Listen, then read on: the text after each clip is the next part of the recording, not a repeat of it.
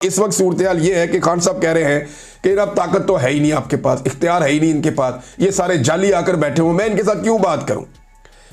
मैं तो बात करूंगा उनके साथ जिन्होंने ये सारा इख्तियार छीना है, जिनके पास ताकत है, जिनके पास फैसला करने की कुव्वत है। अगर मुल्क को बचाना है तो आ जाओ, मुझे कोई डील नहीं चाहिए।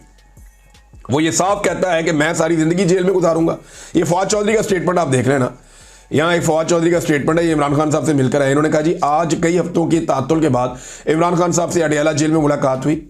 रवायती ट्राउजर और टी शर्ट में पसीने से शराबोर इमरान खान गैर मुतजलजल अपने मौकिफ से 1 इंच पीछे नहीं हटे।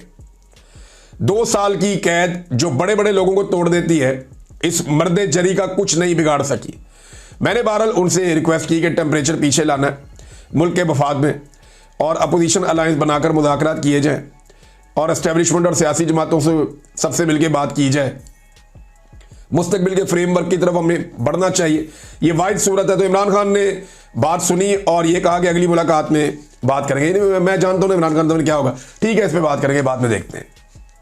इमरान खान आज भी वहीं खड़ा है। इस पे रजी ताहिर साहब ने एक स्टेटमेंट जो है वो कोट करके इमरान खान साहब का रिपोर्ट किया, और गालिबन ये कोट रिपोर्टर्स में से किसी ने सुनकर उनको बताया या वहाँ लीडर्स में से, ये जज के रूबरू इमरान खान साहब ने गुफ्तगू की। उन्होंने कहा अगर फील्ड मार्शल ने कसम खाई है तो मैंने भी कसम खाई है कि किसी सूरत यजीद के आगे नहीं झुकना। ये जनाब इमरान खान साहब का स्टेटमेंट है। इमरान खान साहब ने अली अमीन गंडापुर की भी क्लास ले ली, इमरान खान साहब ने बैरिस्टर गौर साहब की भी क्लास ले ली, और बैरिस्टर गौर साहब को तो उन्होंने कहा जी कि आप मुबारकबाद दें, और ये किस चक्कर में आप चल रहे हैं जनाब, हमारी पार्टी पॉलिसी, हमारी पार्टी लाइन एक अलग है। और इमरान खान की बहन ने भी बाहर आकर कहा कि जो पार्टी की पॉलिसी है वो कोई और नहीं देगा, वो इमरान खान साहब देंगे, और वो बताएंगे कि एक्चुअली पार्टी करना क्या चाहती है और पार्टी ने करना क्या है। अलीमा खान साहबा ने बाहर आकर क्या क्या कहा, ये कुछ चीजें मैं आपके सामने रखता हूं। एक, उन्होंने कहा मईशत, दहशतगर्दी और मोदी के खतरे की वजह से इमरान खान ने कहा कि मैं एस्टेब्लिशमेंट को कहता हूं कि आए बात करें, मैं बात करने को तैयार हूं। उन्होंने ये नहीं कहा कि मेरे दरवाजे खुले हैं, लेकिन पाकिस्तान के लिए बात करने को तैयार हूं। नंबर 2, इमरान खान ने आज कहा है कि जो एक कैदी की सहूलियत होती हैं वो मुझे नहीं दी जा रही, मुझे मेरा कानूनी हक नहीं दिया जा रहा। 8 दिन पहले 11 किताबें भेजी गई, लेकिन अभी तक इमरान खान को फराहम नहीं की गई। 8 महीनों में सिर्फ 1 दफ़ा बच्चों से बात करवाई गई, जो कि 3 महीने पहले की गई थी।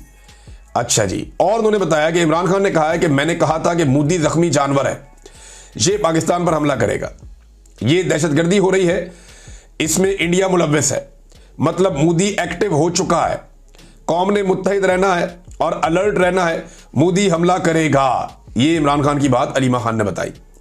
फिर बताया कि आइंदा जो भी कहेगा कि मुज़ाकरात हो रहे हैं, एक तो आपने इन खबरों पर एतमाद नहीं करना, और अगर पार्टी के अंदर से कोई कहे कि मुज़ाकरात हो रहे हैं तो आपने समझना है कि वो अफवाहें फैला रहा है और इसका पार्टी से कोई ताल्लुक नहीं है। वैसे लास्ट टाइम ये अली अमीन गंडापुर ने कहा था कि इमरान खान साहब ने मुज़ाकरात के लिए ग्रीन सिग्नल दे दिया या मुज़ाकरात की इजाज़त दे दी है। आज अली अमीन गंडापुर साहब बाहर आए तो बदले बदले थे। नॉर्मली वो मीडिया से ऐसे बातचीत भी नहीं करते, लेकिन आज आकर उन्हें अनाउंस करना पड़ा। उन्होंने कहा जी इमरान खान साहब ने मुझे कह दिया कि तहरीक चलानी है, अब मैं दोनों कंधे फ्राहम करूंगा, मैं तहरीक चलाऊंगा, मैं ये करूंगा। तो जो अंदर इमरान खान साहब ने किया इन सब के साथ, यानी ये वो इमरान खान है जिसकी पार्टी है, उसका कंट्रोल है, ये सारे इमरान खान साहब की वजह से इक़्तिदार में बैठे हुए आकर। और एक आदमी जिससे पूरी कौम ने उम्मीद बांधी हुई है, उस आदमी को उन्होंने जेल के अंदर बंद किया हुआ है। और ये जो सियासतदान है ये बाहर अपनी मौज मस्ती की जिंदगी गुजार रहे हैं, इन्हें परवाही कोई नहीं, ये अपने इक़्तिदार के नशे एंजॉय कर रहे हैं और स्टेटमेंट्स ऐसे देते हैं जैसे एक इधर का स्टेटमेंट देता है, एक उधर का देता है। इमरान खान की पॉलिसी को फॉलो कोई नहीं करता, 2-2 महीने उसकी मुलाकातें रोक देते हैं, ये वहां भी कुछ नहीं करते। तो आज इमरान खान साहब ने चंगी क्लास ली है, अली अमीन गंडापुर साहब की भी और बैरिस्टर गौर साहब की भी। मुख्तलिफ जो रिपोर्टें उनके मुताबिक जो लोग क्लेम कर रहे हैं, उन्होंने जो बताया उसके मुताबिक मैं चीजें आपके सामने रख रहा हूं। फिर नईम हैदर पंजूता साहब ने इमरान खान साहब से पूछा कि 6 मई को आपकी कोई मुलाकात हुई थी, तो उस पर इमरान खान साहब ने बताया कि किसी से कोई मुलाकात मेरी नहीं हुई। तो ये तरदीद भी आ गई कि इमरान खान साहब की कोई मुलाकात हुई थी, उन्होंने इसके ऊपर तरदीद कर दी है। लेकिन दूसरी तरफ से वो अभी भी बज़िद हैं जिन लोगों ने ये खबर दी हुई है या जिन लोगों ने खबर फैलवाई है कि जनाब इमरान खान साहब से बात तो हुई थी।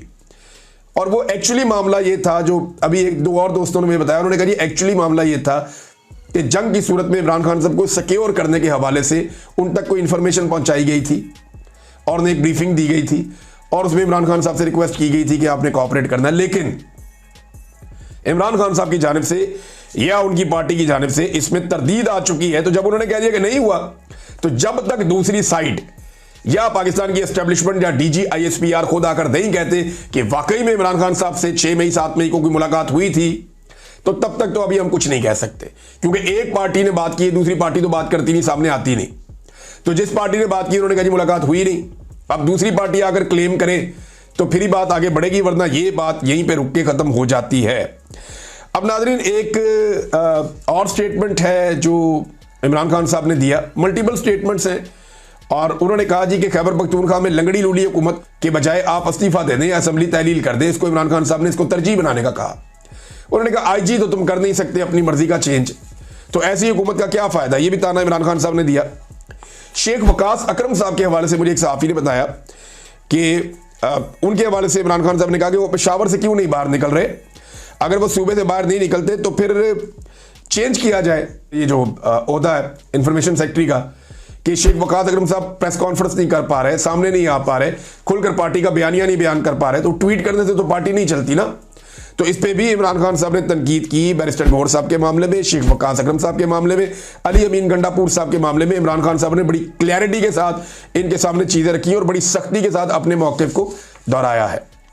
अब नाज़रीन, जो टिकटॉक हुकूमत है ना, ये जाली फॉर्म 47 के ऊपर बनी हुई वज़ीर आला, इन्होंने कहा कि जी 9 मई को जो है वो ज्यादा नुकसान हुआ पाकिस्तान का, और भारत ने जो हमला किया ऑपरेशन सिंदूर में, वो पाकिस्तान का उतना नुकसान नहीं हुआ। मोदी की मोहब्बत में यह खानदान अंधा होता चला जा रहा है। मोदी के इश्क और उसके प्यार के अंदर ये बाप बेटी जो है वो बहते चले जा रहे हैं। इन्हें समझ नहीं आ रही कि ये अपने यार मोदी को कैसे फायदा पहुंचाएं। यानी अब वो ये कह रहे हैं, यानी इमरान खान से इनका खौफ इतना है, इनको मोदी से डर नहीं है, कैदी से डर है। ये मोदी से नहीं डरते हैं, ये कैदी से डरते हैं। ये मोदी के खिलाफ नहीं है, ये कैदी के खिलाफ है। ये मोदी को पाकिस्तान का दुश्मन नहीं समझते, ये कैदी को पाकिस्तान का दुश्मन समझते हैं।